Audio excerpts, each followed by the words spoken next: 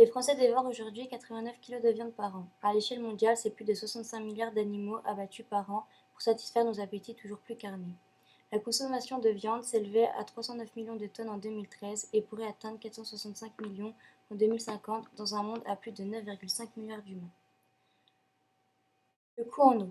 Pour produire 1 kg de bœuf, il faut 15 500 litres d'eau. Pour 1 kg de poulet, il faut 4 000 litres d'eau. Bien loin devant le blé, 1 300 litres d'eau. Émissions de gaz à effet de serre. L'élevage est responsable de 14,5% des gaz à effet de serre, dont 9,7% pour l'élevage bovin. C'est légèrement plus que le secteur des transports. Face à cette production toujours plus intensive, des voix s'élèvent afin de diminuer la consommation de viande ou de trouver des alternatives. C'est pour cela que nous vous proposons l'entomophagie. Encore peu développée en Europe, c'est la consommation d'insectes par les humains. Il peut atteindre 75% de protéines, nourri principalement de légumes, il nécessite beaucoup moins d'aliments pour une production de même poids. J'ai choisi cette caractéristique de vendre des insectes pour l'alimentation animale spécifiquement, puisque la législation aujourd'hui nous interdit de vendre des insectes pour l'alimentation humaine et pour l'alimentation animale d'animaux non domestiques. Typiquement, mes clients aujourd'hui, c'est des zoos, des établissements qui ont des animaux qui n'entreront pas directement dans l'assiette de l'homme. On pense qu'en d'ici 2017-2018, ça devrait évoluer, on devrait avoir le droit de commercialiser. Et pour l'alimentation humaine, les objectifs, c'est 2020. Alors au niveau de l'alimentation, je n'utilise que des invendus du maraîchage, des fruits ou des légumes en général qui ne sont pas trop chargés d'humidité, parce qu'autrement ça pose problème dans l'élevage. J'utilise aussi du pain, des surplus de pain. Je pense que pour tout éleveur d'insectes, aujourd'hui qui s'installera, l'objectif final, c'est l'alimentation humaine.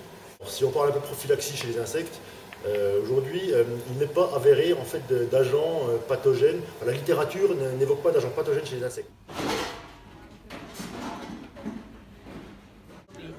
Ouais.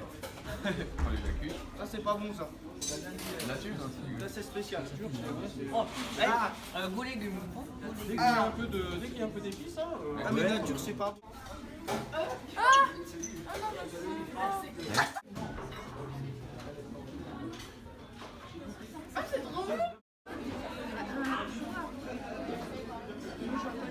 Seriez-vous prêt à intégrer des insectes dans votre menu? Ouais, si on nous donne l'autorisation, parce que je pense que ça risque d'être un petit peu encore compliqué, parce que, comme j'expliquais, c'est quand même un phénomène récent, donc effectivement, mais après oui, pourquoi pas. Sauriez-vous les cuisiner? Là, franchement, non. Là, pour l'instant, non. Bon, après, je m'adapterai. Qu'avez-vous pensé des insectes dégustés sur notre stand? Gustativement ils étaient très bons. Ouah, c'est fort en bouche. Pas très fort, mais intéressant. Ouais, je suis agréablement surpris. On peut reprendre? Ça n'a pas beaucoup de goût. Ben, c'est surprenant, je pensais pas que ça avait ce goût-là. Seriez-vous prêt à en manger quotidiennement? Quotidiennement non, mais en accompagnement uniquement. Tous les jours? Non, pas du tout, c'est vraiment pas ma tasse de thé. C'est pas très appétissant pour les papilles. Sachant que nous serions 9 milliards en 2050 et que l'élevage de viande ne pourra pas subvenir aux besoins de tout le monde, pensez-vous que l'élevage d'insectes peut être une alternative à ce problème? Non, je ne pense pas qu'on puisse nourrir le monde avec des insectes. Ben, on lit de plus en plus de choses qui nous montrent que oui.